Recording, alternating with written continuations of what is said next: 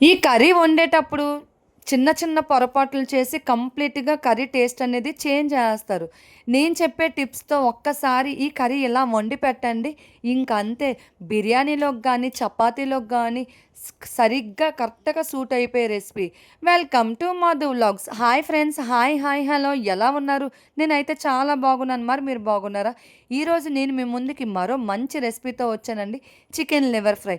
టేస్ట్‌లో గానీ వండేటప్పుడు గానీ ఎక్కడ కాంప్రమైజ్ అవ్వకుండా, ఎలాంటి నీచు వాసన లేకుండా ఇంట్లో ఉన్న ఇంగ్రీడియెంట్స్‌తోనే చాలా సింపుల్‌గా చేసేయొచ్చు. మరి ఇంకెందుకు ఆలస్యం వీడియోలోకి వెళ్ళిపోదాం. Let us start. Firstly stove వెలిగించుకొని ఒక కడాయి పెట్టుకొని, కడాయిలో 4 టేబుల్ స్పూన్స్ ఆయిల్ యాడ్ చేసుకోండి. ఎందుకంటే మనకి చికెన్ గానీ, లివర్ గానీ ఇలా నాన్ వెజ్ ఐటెమ్స్‌కి ఎక్కువ ఆయిల్ ఉంటే చాలా బావుంటదనమాట.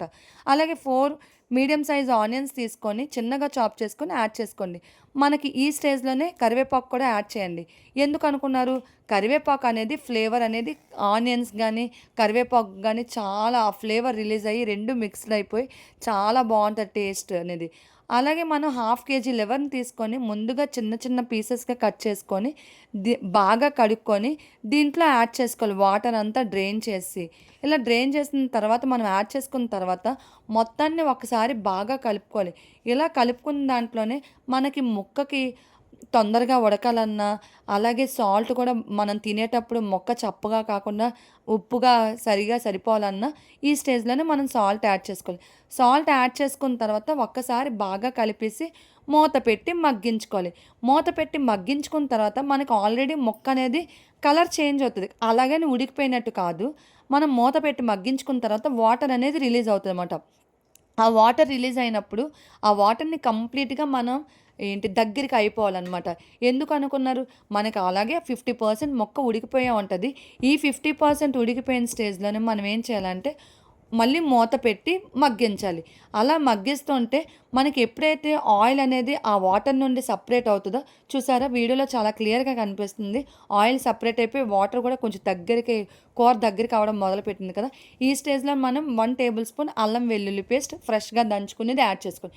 ఎప్పుడైనా నాన్ వెజ్ ఐటెమ్స్ చేసేటప్పుడు మసాలాలన్నీ ఫ్రెష్‌గా ఉంటేనే కర్రీ టేస్ట్ అనేది చాలా బావుంటది.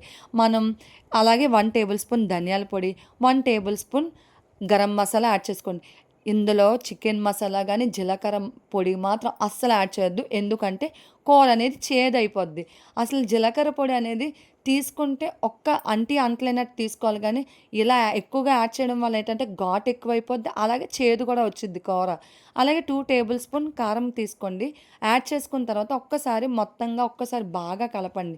ఇలా కలుపుతుంటే మనకి మసాలాలన్నీ ఆ మొక్కలకి బాగా పట్టిది చూసారా? ఆయిల్ అనేది సెపరేట్ అయిపోయింది. ఇది సెమీ గ్రేవీ కన్సిస్టెన్సీలో ఉంటదండి. చాలా బావుంటది.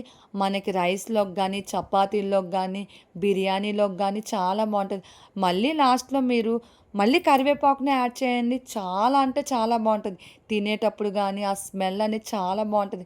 అసలు మీకు నచ్చిందా? కానీ నిజంగా చెప్తున్నాను బిర్యానీకి పర్ఫెక్ట్ కాంబినేషన్ అంటే ఏదైనా నాన్ వెజ్జే. కానీ ఈ కర్రీ ఇలా చేసి పెట్టండి. అసల చికెన్ కూడా మర్చిపోతారండి. అంత బావుంటది. ఇలా ట్రై చేసి పెట్టండి. వీడియో గాని మీకు నచ్చినట్టుంటే ఒక్క కామెంట్ చేయండి. Thank you for watching.